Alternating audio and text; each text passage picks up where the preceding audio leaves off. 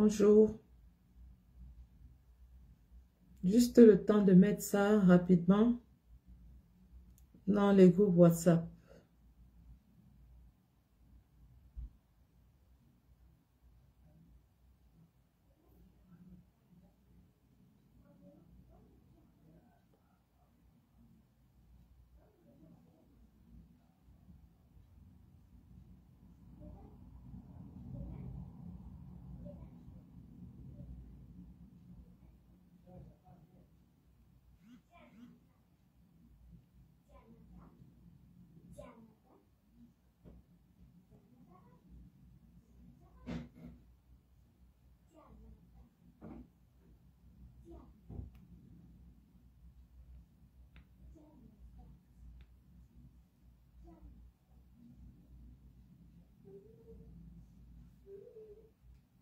Bonjour, bonjour.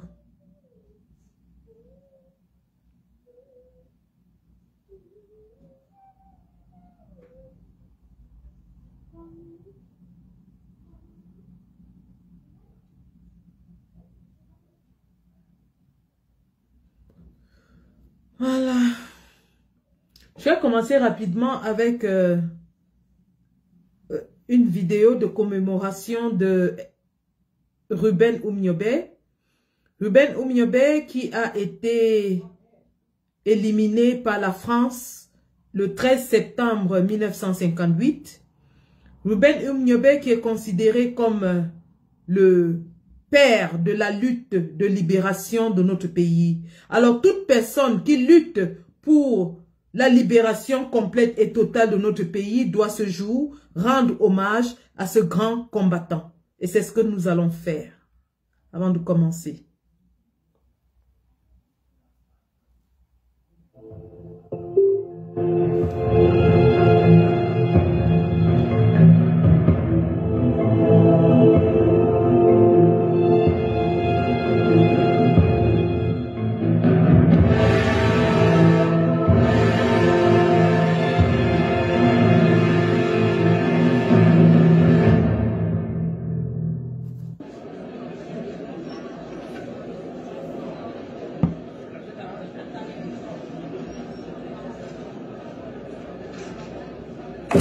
La réunification immédiate du Cameroun, la constitution d'un conseil de gouvernement et d'une assemblée avec des pouvoirs législatifs, et enfin la fixation d'un délai pour le droit de l'indépendance au peuple camerounais.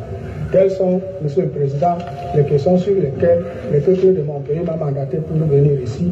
Je vous remercie, Monsieur le Président.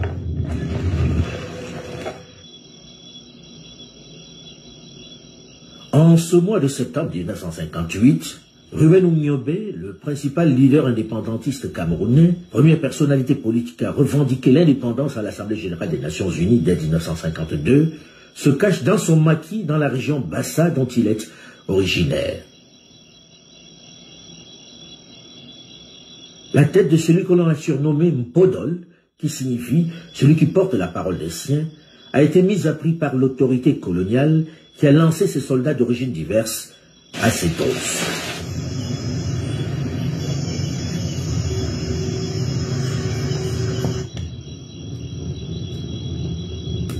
Dans son maquis, où il bénéficie du soutien des siens, il est accompagné de sa compagne de clandestinité, Marie Gondjok Yebga, de son jeune fils de 16 mois, Daniel, de sa belle-mère, de son collaborateur et de Mbombok Théodore Maïmati.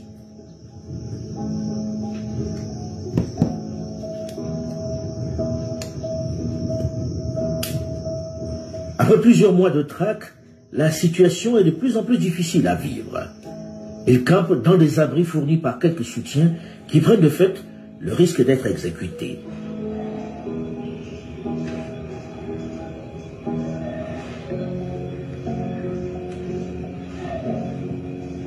Situation particulièrement difficile pour sa femme et son enfant.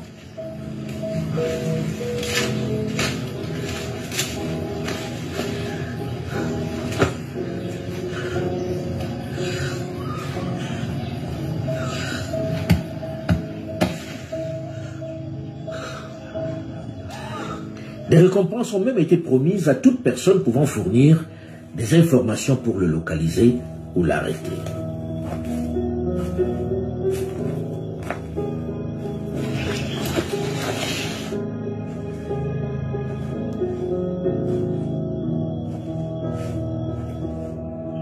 Chaque jour, avec les collaborateurs, il faut élaborer des stratégies nouvelles pour échapper à cette soldatesque coloniale qui les traque. Seulement, le danger est désormais à l'intérieur même de son équipe. L'un de ses collaborateurs, cédant à la pression et aux promesses faites, va donner sa localisation.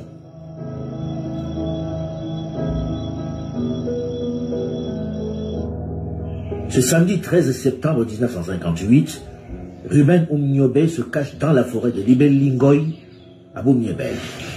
La section de Libelingoy est dans la forêt. Les troupes avancent avec la détermination de ceux qui ont envie d'en finir avec ces Oumniobé pour quitter la forêt et ses moustiques, ses serpents, ses insectes et ses pluies. Oumniobé attend toujours le contact qui va leur permettre de rejoindre le prochain maquis. En attendant, il discute avec ses collaborateurs. Puis, curieusement, à ce moment précis, délicat, d'un coup, Théodore Maïmatib se retire et dit vouloir satisfaire un besoin naturel. À peine a-t-il tourné le dos qu'une horde de militaires surgit de la forêt.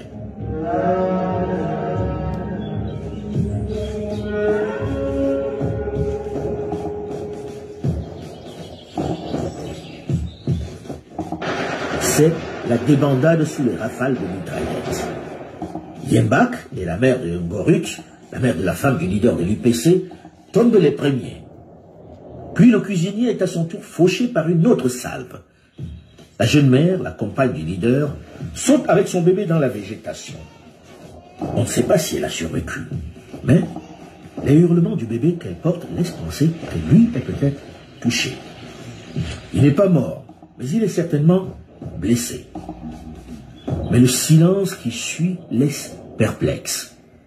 Pourquoi s'est-il arrêté d'un coup de pleurer?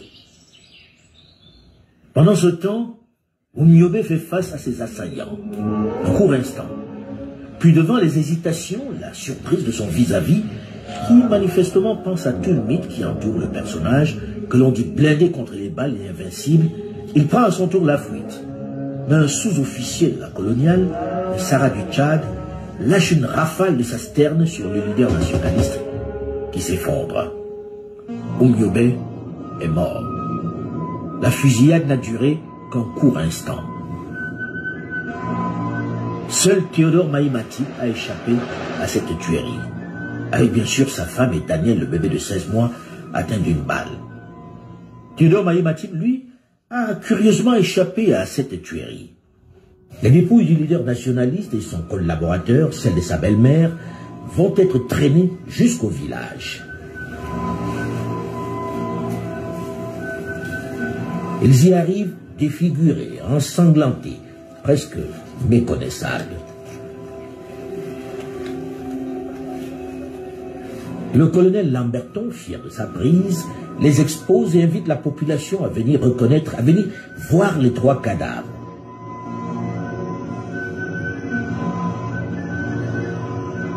Il s'agit de faire peur. L'homme qu'on pensait invincible est tombé. Son corps est profané par ses ennemis. Le colonel Lamberton ne va pas résister à l'envie de se filmer devant ces corps défigurés et étendus dans l'herbe.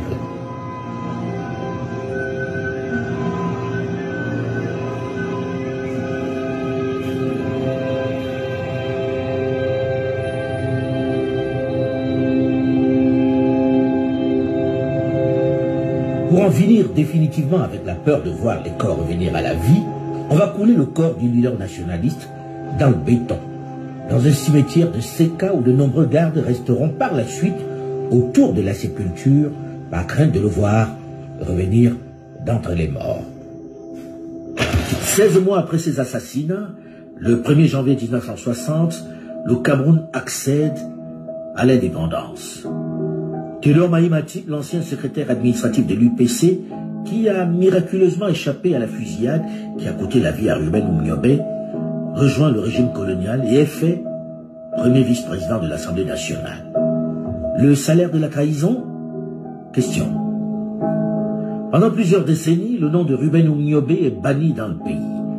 Il faudra attendre 1990, à la faveur du vent de démocratie qui souffle sur le continent, pour que l'ensemble de la classe politique reconnaisse enfin le rôle clé qu'il a joué dans l'accession de son pays à l'indépendance. Il restera pour l'histoire l'un des plus grands nationalistes africains, et pour le Cameroun, le principal.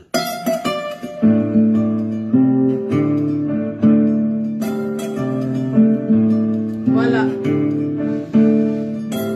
Merci, je viens de vous faire suivre ce petit film de Alain Foka qui relate justement la prise du leader charismatique, emblématique de la résistance camerounaise qui était Ruben Oumniobé dans le maquis. Sa mise en exécution, mais surtout le déroulement des événements ce samedi 13 septembre, comme aujourd'hui, samedi 13 septembre 1958. Hommage donc à Ruben Oumniobé Lompondol, comme on l'appelait, ce nationaliste qui a lutté jusqu'au prix de sa vie afin que notre pays soit libéré. Il faut dire que le combat initié par Ruben Oumniobé, poursuivi ensuite par Ernest Wandier, qui lui prit les armes et s'en alla dans la brousse pendant 10 ans, qui mena une lutte armée pendant 10 ans pour libérer notre pays du joug colonial. Ce combat dont je disais se poursuit parce que même si le Cameroun a été déclaré indépendant, nous savons aujourd'hui que la France a toujours une emprise sur le Cameroun. Et il est donc question pour les prochains leaders, ceux que nous allons élire le 12 octobre 2025, de nous débarrasser du joug de la France, de nous libérer complètement de l'emprise coloniale, de faire une politique de rupture totale avec les politiques coloniales qui ont pris la relève depuis 1960 et ne sont jamais partis jusqu'aujourd'hui. Pris la relève parce que nous savons qu'Amadou Ahidjo, le président, était un choix de la France et qu'il a lui-même passé la main à Paul Biya, un autre choix de la France. Paul Biya qui était revenu de France justement avec une lettre de recommandation signée par la France et qui ensuite a pris le pouvoir et est au pouvoir depuis 1982. Donc nous sommes encore sous le joug colonial. Et aujourd'hui nous allons parler d'un des acteurs qui est justement aux affaires depuis cette époque-là. Bello Bouba Maïgari. Sur TikTok, le live est restreint à cause du reportage. Donc l'audience ne va pas monter sur TikTok. Ils m'ont signalé que c'était restreint pour 10 minutes. Donc je ne regarde pas, je ne m'intéresse pas, je ne m'inquiète pas. C'est restreint, j'ai eu un message. Parce que les mots dans le reportage sont assez crus et TikTok a une police de censure très sensible. Donc, j'étais de disant que Bello Bouba Maïgari donc est aux affaires depuis cette époque-là. Voilà un homme qui est dans la classe dirigeante de notre pays depuis les années 60 et effectivement en 1982 où il est le premier ministre de Paul Biya. Et il n'est jamais parti des affaires jusqu'à nos jours. Bien sûr, il a fait un court séjour au Nigeria où il était censé être en exil. Mais nous savons très bien en quoi consistait son exil. Nous ne sommes pas ici pour ressasser son passé parce qu'on connaît tous son passé et qu'on sait d'ailleurs le rôle trouble qu'il a joué dans les années 92 lors de la lutte pour le multipartisme qui a vu John Fundi gagner les élections et l'opposition gagner l'Assemblée nationale. On ne va pas revenir là-dessus. Nous ne sommes pas là pour juger son passé. Nous sommes ici pour parler de Bello Bouba, le candidat. Pour vous dire que nous sommes objectifs. Si on voulait lui faire un procès d'intention, on rentrerait dans son passé qui date de 1960 à nos jours. On regarderait le fait qu'il est aux affaires depuis bientôt 60 ans. On regardera le rôle qu'il a joué en 1992. Mais nous n'allons pas le faire. Aujourd'hui, nous nous intéressons à Bello Bouba, le candidat à l'élection présidentielle. Nous allons nous intéresser au discours de Bello Bouba, justement, le candidat à l'élection présidentielle.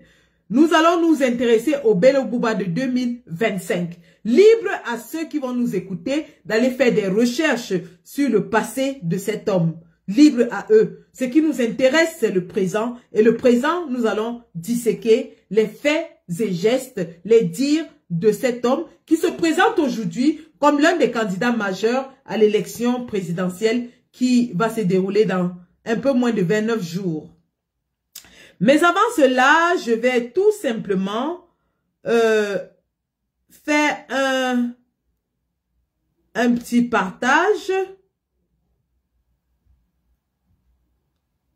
Alors, juste un petit tour de partage. Ensuite, nous allons commencer. Et vous savez, au jour d'aujourd'hui, il est question de créer une coalition de l'opposition.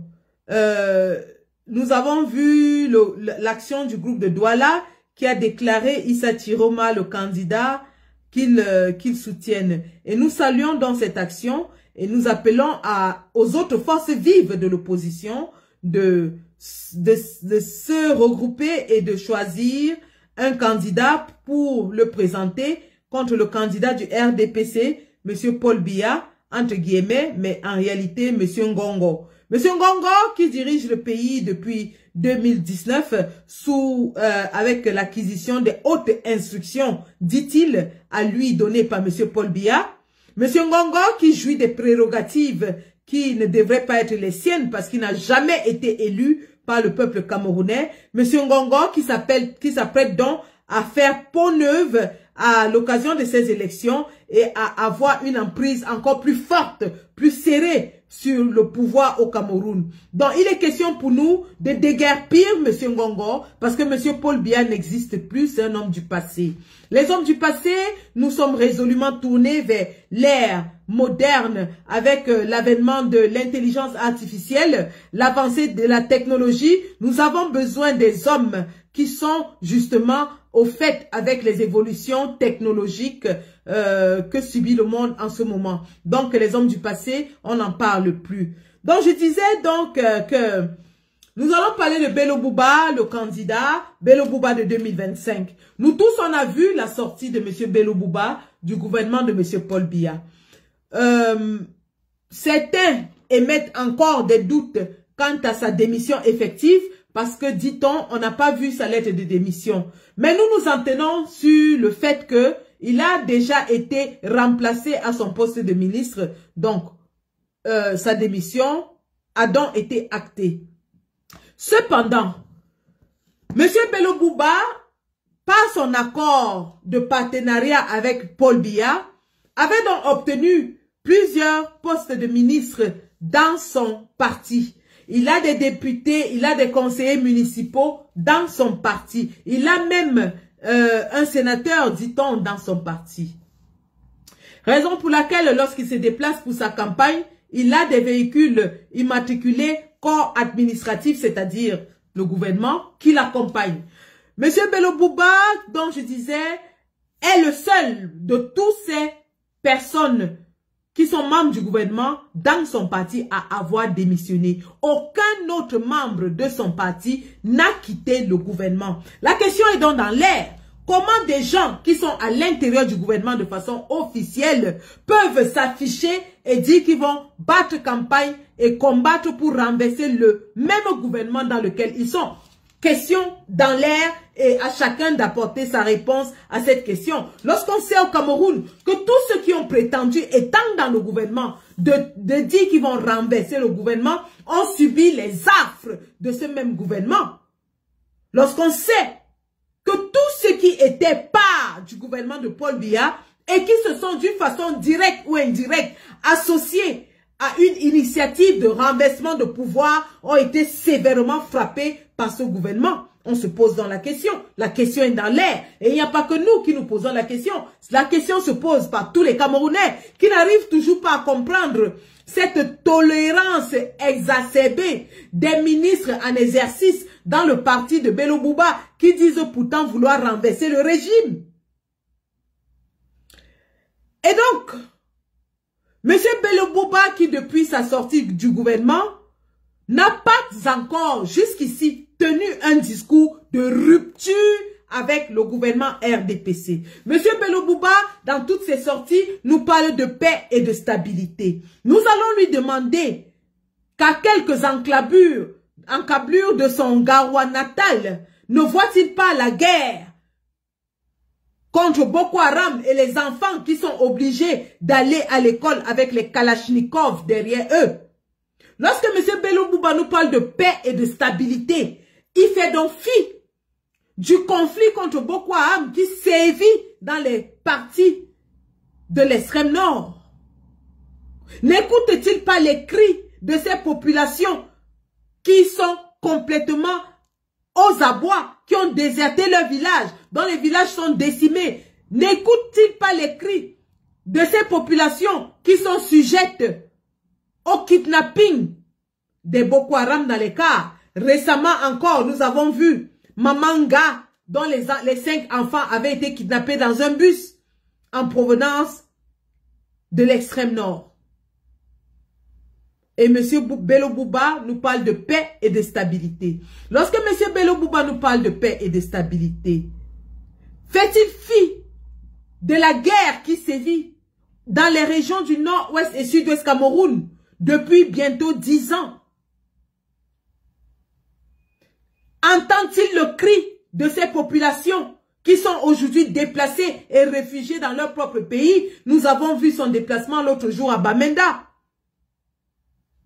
Est-il allé au contact du Camerounais lambda dans les rues de Bamenda pour toucher du doigt la réalité avant de nous parler de paix et de stabilité? C'est un discours qui me semble toujours très proche de celui du régime. Refuser d'admettre les problèmes qui minent notre pays en ce moment. Fait croire aux Camerounais que tout va bien dans le meilleur des mondes possibles de Pangloss. Monsieur Bello Bouba ne nous a pas encore démontré, par sa posture, par son discours, par son attitude, qu'il est véritablement sorti du régime RDPC et résolument déterminé à le renverser. Je vous fais donc ce soir le compte rendu d'une réunion stratégique que M. Bello Bouba a tenue avec la diaspora camerounaise qui réside en Europe et aux États-Unis. J'étais conviée à cette réunion comme beaucoup d'autres pour justement poser des questions aux candidats.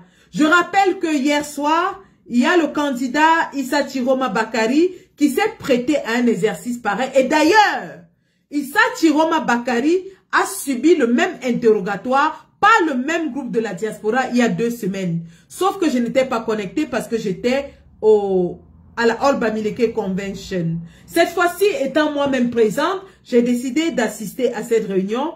Et heureusement que je l'ai faite parce que j'ai pu me faire ma propre opinion du candidat Bello Bouba Maïgari. Impression que j'ai décidé de partager avec vous à chaud.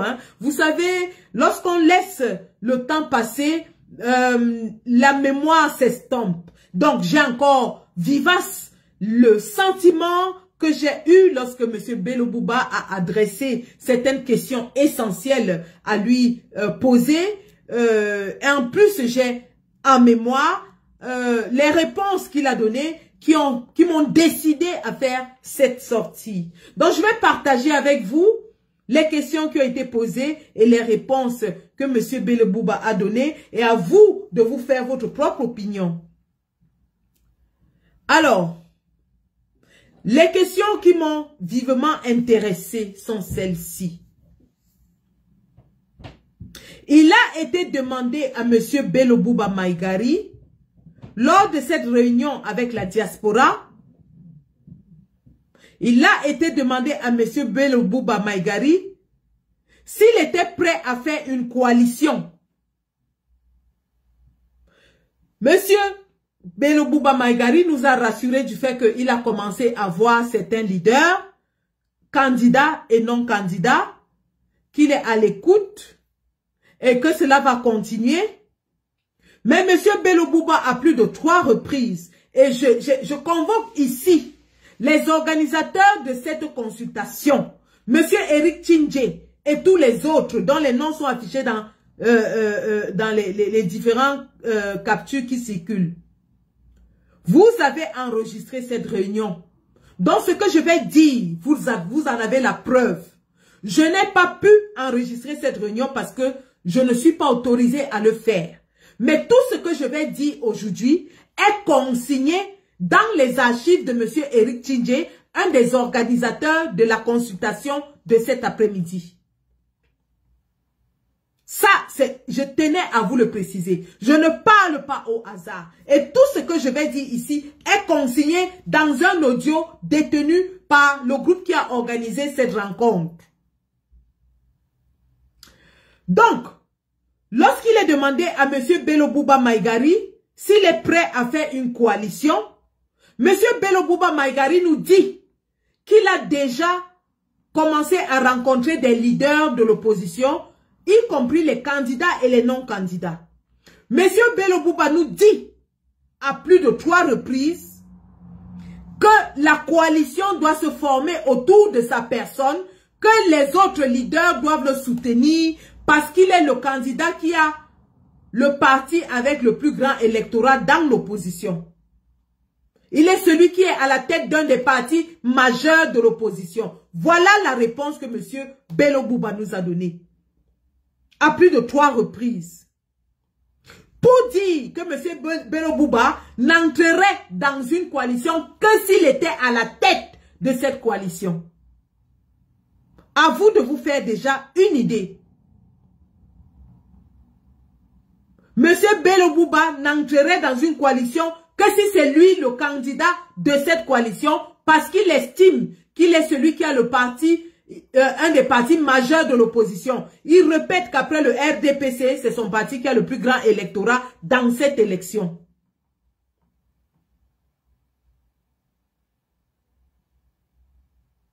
Donc, toutes les démarches de coalition qui vont se faire et qui tendent à inclure M. Bello Bouba Maïgari, il exige d'être le candidat de ces coalitions. Et il se base sur ce qu'il dit que son parti est l'un des partis les plus majeurs à cette élection. Donc pour lui, avoir un parti majeur est le critère le plus suffisant pour être le candidat. M. Bello Bouba fait fi des autres critères qui pourraient être, et à juste raison, soulevés par les autres leaders. Fantomas Tarzan, je viens de dire et je répète que je ne parle pas au hasard. Ce que je dis a été consigné dans une réunion Zoom enregistrée. Si je mens, que les organisateurs de cette réunion sortent l'enregistrement. Tu m'as déjà vu venir ici raconter n'importe quoi? Est-ce que tu m'as déjà vu m'asseoir ici raconter des choses dont je n'ai pas la preuve? Je ne suis pas de ceux-là qui font des lives à sensation pour plaire au peuple ou bien pour faire du buzz. Je n'ai pas de page monétisée. Je ne suis pas ici pour gagner de l'argent. Je n'ai pas de page monétisée. Ce que je dis, j'ai dit, c'est Eric Tchindje et son équipe qui ont organisé cette réunion. Et si je mens, il y avait plus de 20 personnes qu'on était dans ce Zoom, dont le professeur Aimé Boni, qui a déjà posté une capture d'écran. Je dis bien, dans cette réunion, il y avait le professeur Aimé Boni, qui a déjà posté une capture d'écran. Si je mens, allez leur demander. Je dis bien que M. Bello Bouba, à la question de la coalition, a répété plus de 3 fois que cette coalition doit se faire autour de lui, que les autres leaders doivent le soutenir. Voilà les mots qu'il a utilisés. Les leaders doivent le soutenir parce qu'il est celui qui a le plus grand électorat, enfin le plus grand parti après Paul Biya dans cette élection. Et je cite les noms Eric Tchindje, professeur Aimé Boni qui était là. Je peux en citer d'autres. Il y avait plus de 20 personnes connectées dans ce Zoom.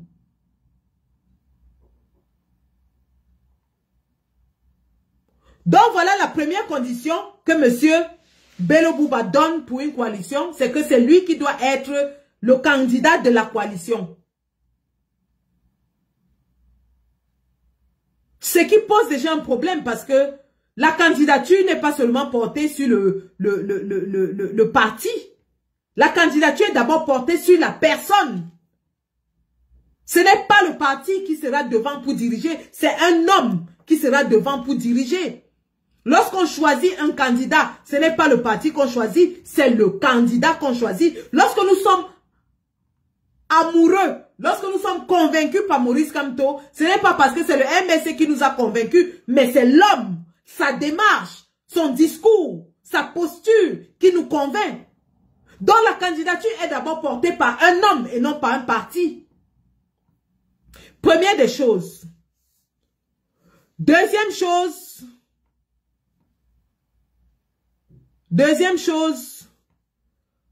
on lui pose la question sur ce qu'il va faire du Nozo. Très intéressant ce que M. Bello Bouba répond. M. Bello Bouba répond qu'il va libérer les prisonniers politiques et il a beaucoup hésité pour dire politique. Bon, bref, c'est juste une parenthèse. Il dit qu'il va libérer les prisonniers politiques afin que ces prisonniers politiques viennent participer à un référendum sur la question anglophone. Je répète, concernant la question anglophone, M. Bello Bouba dit qu'il va libérer les prisonniers politiques afin qu'ils viennent participer au référendum sur la question anglophone. À toute fin utile, si vous allez sur la page de Boris Berthaud, vous allez trouver le programme de M. Bello Bouba concernant les régions anglophones.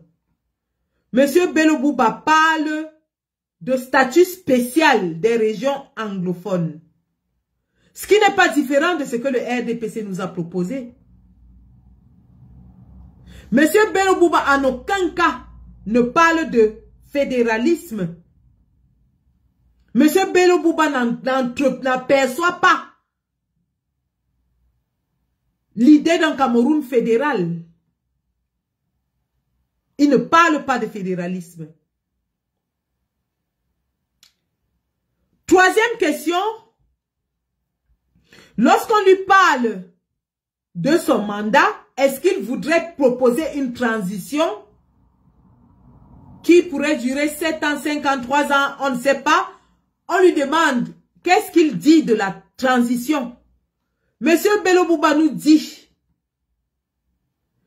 que chaque candidat à cette élection-ci, chaque candidat à l'élection présidentielle 2025 a signé une charte dans son dossier de candidature où il s'engage à respecter la Constitution. Écoutez bien, lorsqu'on pose la question à Bello Bouba sur la transition, parce que tout le monde reconnaît que le prochain gouvernement doit être un gouvernement de transition, afin de mettre à terre toutes les institutions et organiser des élections démocratiques, libres, transparentes, pour que le peuple puisse choisir librement son prochain président.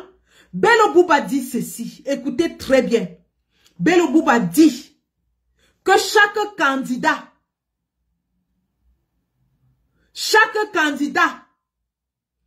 à cette élection 2025 a signé une charte lorsqu'il déposait sa candidature. Et dans cette charte, le candidat s'engageait à respecter la Constitution. Et que par conséquent, la Constitution du Cameroun, à ce jour, dit que le mandat présidentiel est de 7 ans. Donc lui, il va respecter la Constitution qui demande que le mandat présidentiel soit de 7 ans. Mesdames et messieurs, le papa que vous voyez là, dans l'état que vous voyez, Dieu ait pitié de lui et lui accorde la santé, la longévité, nous dit qu'il va diriger le Cameroun 7 ans.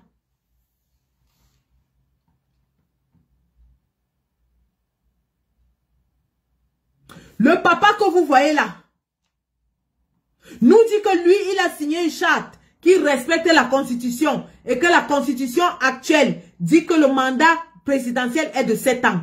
dont il s'en va pour diriger pour 7 ans.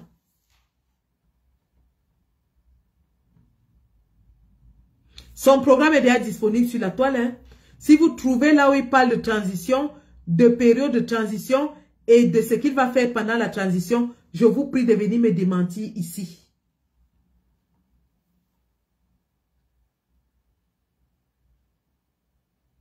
Mais voilà ce qu'il nous a dit cet après-midi dans une réunion de la diaspora.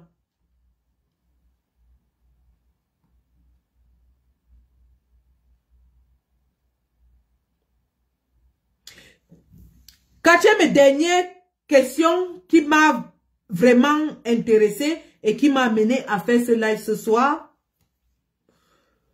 Lorsqu'on demande à M. Bello Bouba Maïgari s'il compte défendre sa victoire,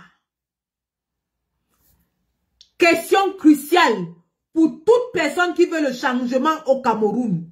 Lorsqu'on a demandé à Bello Bouba Maïgari s'il compte défendre sa victoire au soir du 12 octobre, je vous donne la réponse de Bello Bouba Maïgari tout de suite. La question a été posée à Bello Bouba Maïgari de savoir si au soir du 12 octobre, il défendra sa victoire si jamais il gagnait dans les urnes. Monsieur Bello Bouba Maïgari répond ceci. Écoutez très bien. Voici la réponse de Monsieur Bello Bouba Maïgari quant à la défense de son vote. Il commence par dire qu'il a confiance aux institutions. Monsieur Bello Bouba nous dit qu'il fait confiance aux institutions et qu'il est sûr que si le peuple obtenait la victoire au soir du 12 octobre, eh bien, le Conseil constitutionnel dirait les vrais résultats et que tout va se passer dans la paix. Voilà la réponse de M. Bello Bouba à la question de la défense des votes. Cette question est très intéressante parce que la même question a été posée hier dans un live TikTok à Issa Chiroma Bakari. Je dis bien hier dans le live TikTok de Aladji Loukman. Et j'appelle d'ailleurs Aladji Loukman à découper cette partie et à la partager. Issa Chiroma a eu la même question que Kamer Kodia La Paix lui a posée hier dans un live TikTok. Issa Chiroma a répondu ceci. Issa Chiroma a dit, il est conscient de ce que Elekam est nommé par Paul Biya.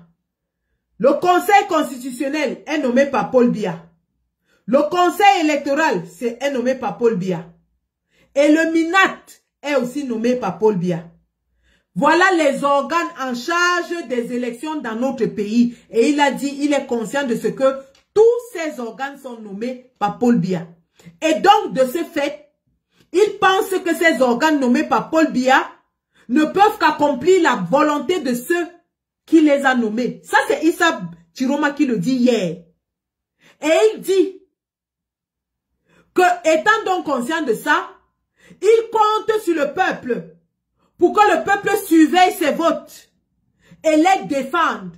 Que toute initiative prise par le peuple, si jamais on floue sa volonté, toute initiative prise par le peuple pour défendre son vote, parce qu'il a dit, ce n'est pas à Issa Chiroma, ce n'est pas le vote de Issa Chiroma qu'on va voler, c'est le vote du peuple qu'on va voler. Et dans ce cas, le peuple a toute la légitimité de réclamer son vote par tous les moyens qui lui paraissent légitimes. Il y a l'enregistrement. Aladji Loukman a l'enregistrement hier dans TikTok. Kamer Kodia a posé la question. Ça, c'était Issa Chiroma qui a répondu comme ça. La même question posée aujourd'hui à Bello Bouba dans une réunion de la diaspora. Bello Bouba commence par nous dire qu'il fait confiance aux institutions. Donc Bello Bouba nous dit à tous les 20 Camerounais qui étaient réunis dans cette réunion, dans laquelle il y avait des éminents journalistes, il y avait des diplomates, il y avait des ingénieurs, des médecins, des personnes qui n'ont pas la tête vide.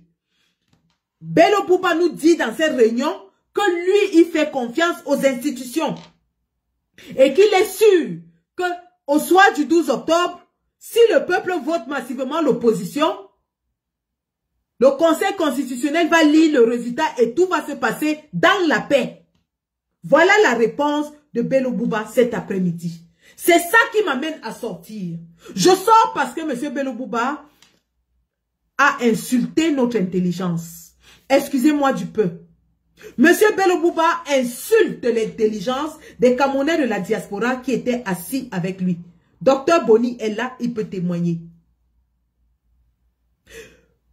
M. Bello Bouba veut nous faire croire que Clément Atangana, dont la femme est députée RDPC, lui-même nommé par Paul Biya, peut rendre une décision en défaveur de Paul Biya. Monsieur Bello Bouba, si vous avez confiance au Conseil constitutionnel et à Clément Atangana, comment vous êtes-vous senti lorsque vous étiez en face de Maurice Kamto, qui vient d'être sauvagement floué par ce Clément Atangana et ce Conseil constitutionnel? Est-ce que vous avez pu regarder Maurice Kamto les yeux dans les yeux, face à face? Monsieur Bello Bouba, j'ai honte, j'ai envie de vomir lorsque j'entends que vous dites que vous faites confiance à ce Conseil constitutionnel. Et vous avez pris vos pieds, vous êtes allé rencontrer Maurice Kamto, une victime de ce même Conseil constitutionnel aux yeux du monde entier, au vu et au su de tout le monde. Ce monsieur qui a été meurtri par le refus, le déni de justice de ce fameux constitutionnel en qui vous avez confiance. Vous dites à la diaspora que M. Clément Atangana est juste et qu'il dira la vérité. Mais vous partez vous asseoir et regardez face à face un homme qui est meurtri par M. Clément Atangana et le Conseil constitutionnel. J'ai peur. J'ai peur. Je dis bien j'ai peur. J'ai peur de vous. On ne peut pas être hypocrite à ce niveau. Qu'est-ce que vous êtes donc allé chercher chez Kamto si vous pensez que Clément Atangana dit la vérité? Qu'est-ce que vous êtes allé faire en regardant Kamto les yeux dans les yeux si vous pensez qu'il a été éliminé de façon juste, claire et juridique? Alors que le monde entier a vu la sortie de Yebga à minuit, les changements dans le site du Minat. Aujourd'hui, ils ont encore remis Anissé et Kane et vous osez dire que le Conseil constitutionnel vous donne des raisons de croire en lui. Que vous croyez en lui. J'ai la nausée, monsieur. J'ai la nausée. J'ai la nausée. J'ai de la nausée.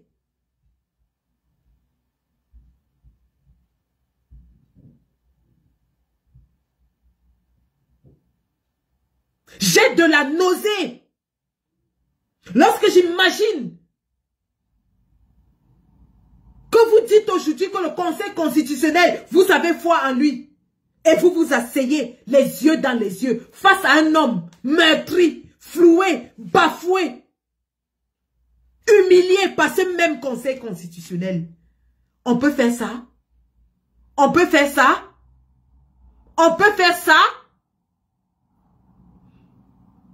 Qu'est-ce qui circulait dans votre tête quand vous étiez face à lui? Lui avez-vous apporté votre réconfort? Non, parce que le lendemain, vous venez nous dire que vous avez confiance en Clément Atangana. En clair, les Camerounais ne devront pas lutter pour leur victoire. Parce que d'après vous, Clément Atangana va dire le droit et va prononcer les vrais résultats. Donc pour vous, pour nous qui savons que Clément Atangana est formaté pour dire Paul Biya vainqueur, d'après vous, ce résultat de Clément Atangana sera le bon résultat et ça va se passer dans la paix. Pourquoi nous donnerons-vous notre vote, notre quitus, si vous acceptez déjà à l'avance que ce que Clément Atangana va dire est juste? Pourquoi? Pour quelle raison? Pourquoi allons-nous venir déposer nos longues années de combat à vos pieds si c'est pour que vous alliez en faire cadeau à Clément Tangana? Pourquoi?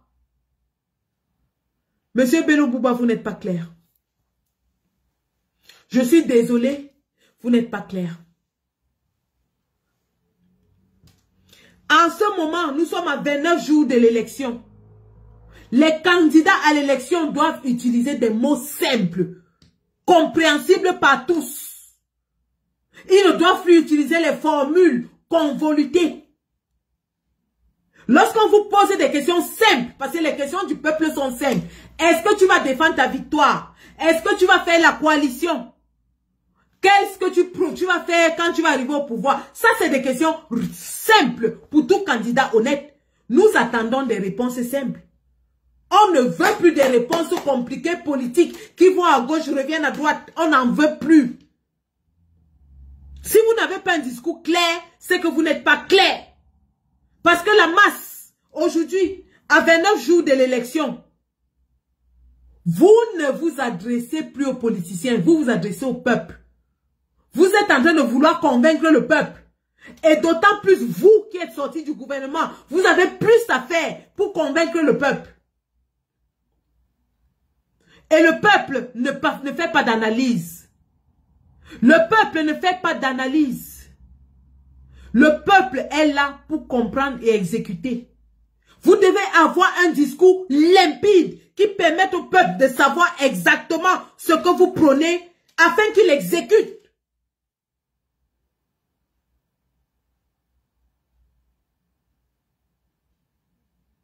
Par exemple, sur la question anglophone, hier, dans le live de TikTok de Aladji Lukman, Issa Chiroma dit ceci.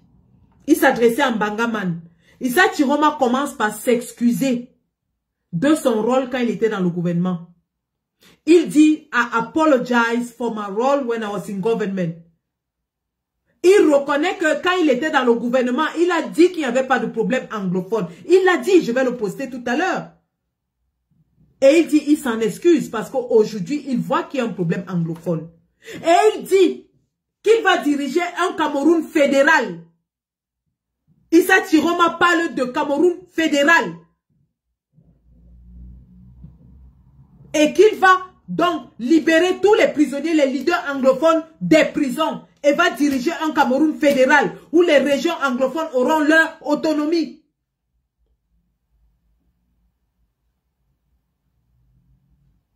Pour la première fois depuis que j'écoute Issa Chiroma, je l'ai trouvé très sincère. Je dis bien, c'est vrai que j'appelle Papa Chiro et tout ça, mais c'était la première fois et sur cette question, uniquement sur cette question, où j'ai trouvé qu'il était candide, il était clair, il a ouvert son cœur, il a reconnu ses fautes et il s'en est excusé.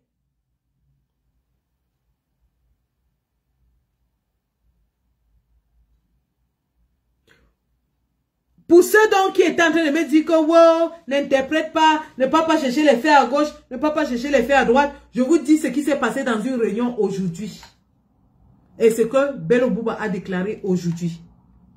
Nous disons à Bello Bouba Maïgari, avec tout le respect qui est dû à son rang et à son service. Cher papa, les dynamiques de formation de coalition ont commencé. Petite ou grande. Ce n'est pas l'âge ni la grandeur du parti qui détermine l'homme qui sera à la tête, mais c'est le peuple. Le peuple fera son choix. Alors, je dis dès aujourd'hui, toute dynamique crédible qui vise à renverser Paul Biya sera construite autour de Maurice Kamto. Toute dynamique crédible qui vise à renverser le régime de Paul Biya sera construite autour de Maurice Kamto. Toute autre dynamique ou groupe ou coalition qui se forme hors et sans Maurice Kamto est faite pour le RDPC et pas le RDPC. Je répète, hein, toute dynamique faite autour de Maurice Kamto est faite pour le changement. Toute dynamique faite hors et sans Maurice Kamto est faite par le RDPC et pour le RDPC. Donc, dès aujourd'hui, si vous voulez le changement, suivez le changement qui va venir de Maurice Kamto et de personne d'autre. Si vous voulez le changement, suivez le changement qui va être fait par Maurice Kamto.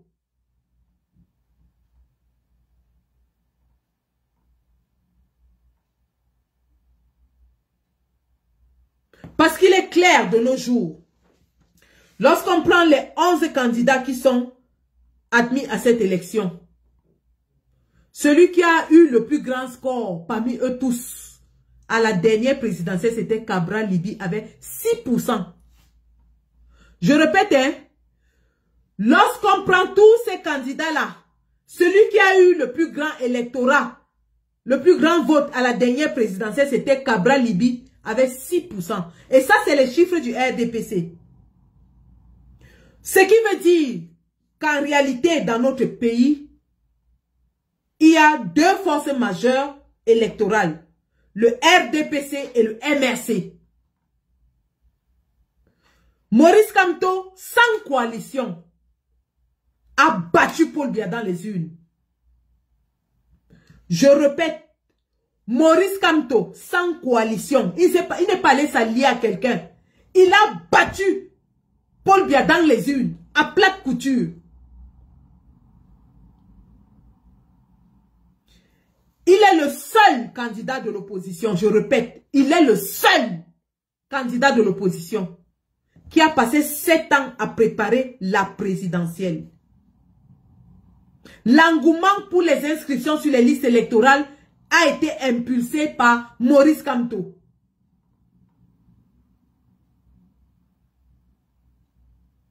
Ça veut dire que les nouveaux inscrits dans les listes électorales s'inscrivaient pour voter Maurice Kamto. Et lorsque le RDPC l'élimine, le RDPC sait qu'il va décourager beaucoup à aller voter et l'abstention massive due à l'élimination de Kamto favorisera la fraude. Le retour de Maurice Kamto par une coalition est en train de donner des insomnies au RDPC. Parce qu'ils savent que cet électorat va revenir. Ces gens qui se sont inscrits vont revenir. Maurice Kamto a accompli l'exploit d'inscrire 8 millions de Camerounais, c'est-à-dire 2 millions de plus que les 6 millions que le RDPC maintenait depuis de longues années.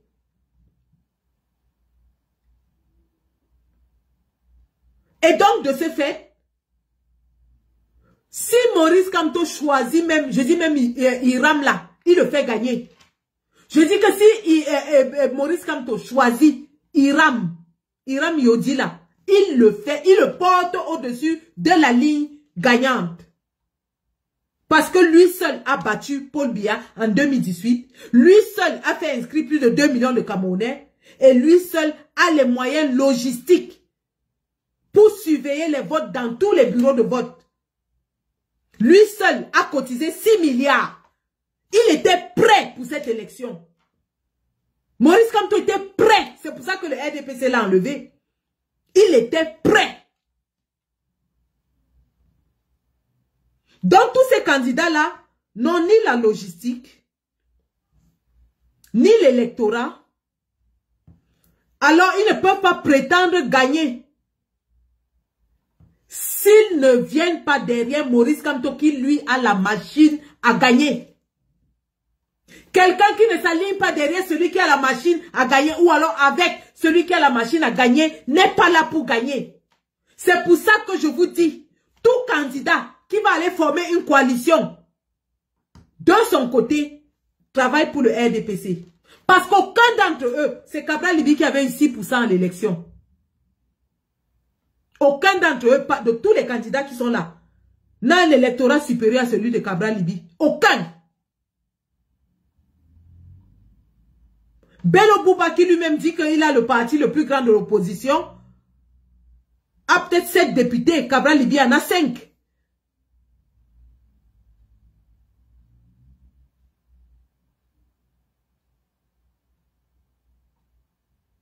Mais je dis même avec leurs députés, l'élection présidentielle au Cameroun, c'est un Camerounais, un vote. C'est un vote uninominal à un tour.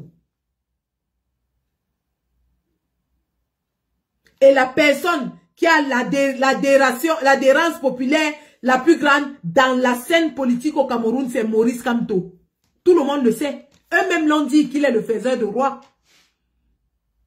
Quand ils disent qu'il est le faiseur de roi, c'est parce qu'ils savent qu'il a déjà battu Paul Biya et que si ça lit derrière quelqu'un, il donne la victoire à cette personne. Je dis même si c'est Hiram Yodi, Maurice Kamto lui donne la victoire.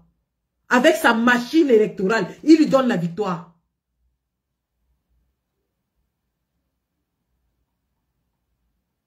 Donc, tout candidat qui veut vraiment renverser le régime, c'est là où il doit aller. Tout candidat qui doit renverser le régime connaît exactement la porte à laquelle il faut toquer.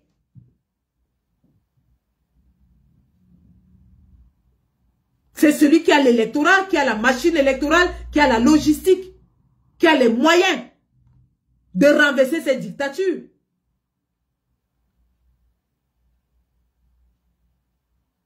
Et donc, tous ceux qui vont donc s'associer à Maurice Kamto pour gagner dans les urnes, parce qu'avec Maurice Kamto, la victoire dans les urnes est assurée. Toute personne qui va s'aligner dans Maurice Kamto pour gagner dans les urnes, doit maintenant s'engager à aller défendre cette victoire dans la rue. Parce qu'on sait que Clément Tangana va dire que Paul Biya a gagné et qu'il faudra donc aller défendre cette victoire. Et c'est là où le bas blesse. Parce qu'il y a des candidats qui ne veulent pas aller lutter pour ce vote. Le candidat qui va nous démontrer qu'il est prêt à lutter jusqu'au bout, jusqu'à la ligne, ce sera le candidat du peuple. Je dis bien que le candidat, parce que c'est la seule condition qu'on posait. On oublie que vous étiez ministre, on oublie que vous avez volé l'argent, on oublie. On vous dit une seule chose. Dites-nous que vous allez aller bagarrer dans la rue pour récupérer ce que nous, on va vous donner. Parce que vous seul, vous ne pouvez pas. C'est nous qui allons. C'est le peuple qui va vous donner ça. Et le peuple ne donne pas pour rien. Si le peuple vous donne, il faut aller lutter pour ça. Et à cette question aujourd'hui, M. Bello Bouba nous a dit qu'il fait confiance à Clément Tangana et que tout va se passer dans la paix. Donc c'est ce que je voulais vous informer aujourd'hui. Ceux donc qui vont aller faire coalition avec Bello Bouba, qui sachent que Bello Bouba fait confiance à Clément Tangana.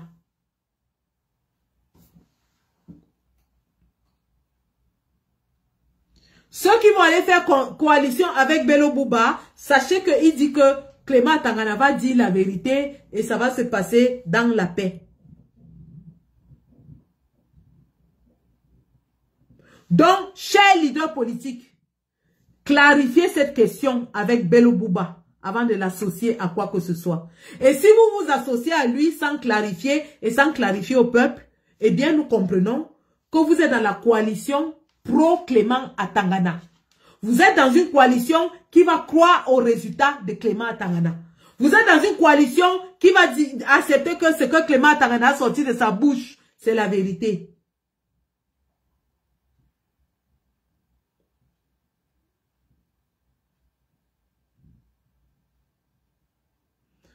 À tous ceux qui vont donc aller s'associer à ce monsieur, voilà la situation. À tous ceux qui vont voter pour lui, voter peut-être par loyauté, on ne peut pas vous dire qui voter, chacun vote selon son choix. Mais sachez que votre vote sera pris par Clément Tangana et le leader va dire que Clément Tangana a raison parce qu'il a dit qu'il respecte... Non, respecter les institutions, c'est une chose. Tout politicien a le droit de respecter, le devoir même d'ailleurs, de respecter les institutions. Mais croire en une institution, c'est autre chose. Et M. Bello Bouba nous a dit cet après-midi qu'il croit aux institutions. Il parlait en anglais, il disait « I trust the institutions. I trust the institutions. » Donc pour M. Bello Bouba, les décisions de Clément Tangana sont justes, sont justifiées, sont juridiques. Pour M. Bello Bouba, tous les recours déposés auprès de Clément Tangana, où il a répondu incompétent, irrecevable, tout ça est juste et tout ça est bon. Et donc, tout ce que Clément Tangana dira au soir du 12 octobre sera bon pour M. Bello Bouba. Et si j'ai mal compris ou interprété ses propos, je le prie donc de clarifier le peuple là-dessus. De dire au peuple ce qu'il compte faire. Si la vérité des urnes n'est pas respectée par Clément Tangana et le Conseil constitutionnel. Parce que nous avons déjà vécu cette situation en 2018. Et nous l'avons vécu le 5 août. Lorsque les preuves étaient faites de la forfaiture du MINAT. Et Clément Tangana a dit autre chose.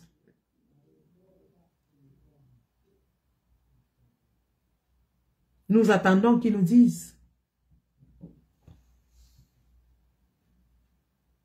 Monsieur Issa Thiro m'a répété 2 fois. Une fois devant sa maison et hier dans un live TikTok. Que le peuple a le droit de défendre sa victoire avec tous les moyens qui lui semblent légaux et légitimes. Ça, c'est sa position, il a déjà dit. Et nous allons partager ça si vous voulez. Il a dit que le peuple a le droit de défendre sa victoire si elle était volée. Bello Bouba n'a pas parlé de vol, il dit qu'il croit en Clément Tangana et au Conseil constitutionnel. Voilà la différence entre les deux. Donc, chers amis, nous sommes au four et au moulin, comme on vous a dit, on travaille. On travaille. Et chaque fois qu'il y aura des éléments nouveaux, nous allons venir vous éclairer. Parce que c'est notre avenir à nous tous. On ne peut pas faire de la politique politicienne. On ne peut pas fermer les yeux sur des choses pareilles juste parce qu'on veut une coalition. On ne peut pas fermer les yeux sur des choses pareilles. Nos vies sont engagées. Notre avenir est engagé. Et nous demandons aux politiciens d'être clairs lorsqu'ils s'adressent au peuple. Le peuple n'est pas fait pour analyser. Il est fait pour exécuter. Et ce que j'ai entendu aujourd'hui m'a mis hors de moi. Je dis bien hors de moi. J'ai évité de parler de M. Bello jusqu'à présent. La dernière fois, je me suis adressée à lui avec beaucoup de respect concernant son état de santé. D'ailleurs, voilà un autre aspect. Si M. Bello Bouba est honnête envers lui-même et envers les Camerounais, est-ce qu'il pense qu'il peut diriger le pays 7 ans dans son état de santé actuel? Tous ceux qui le fréquentent et qui l'ont approché savent qu'il est un homme fragile, malade. Tout le monde a vu ses mains trembler. Est-ce qu'il pense vraiment qu'il a la force de diriger un pays aussi complexe, aussi difficile comme le Cameroun pendant 7 ans?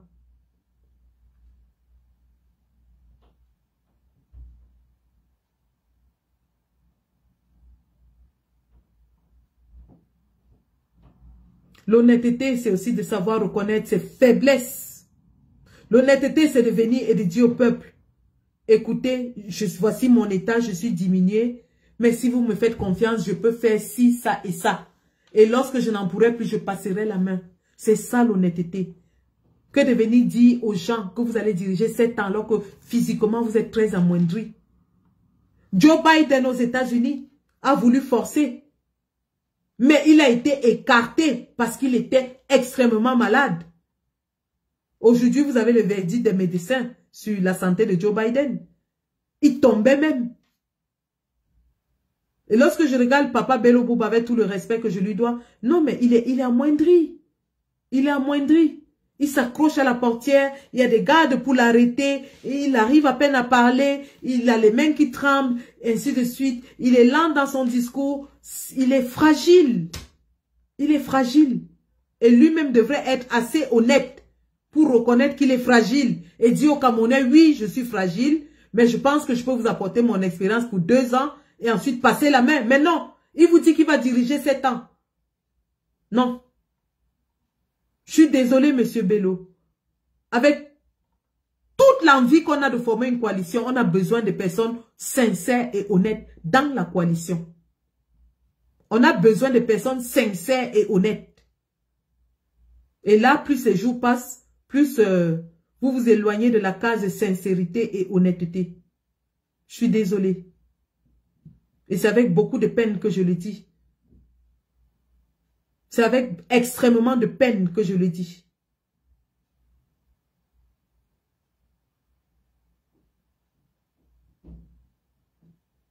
Donc, en réalité, c'était ça, les gars. Et si j'ai du nouveau, je vais vous le faire parvenir.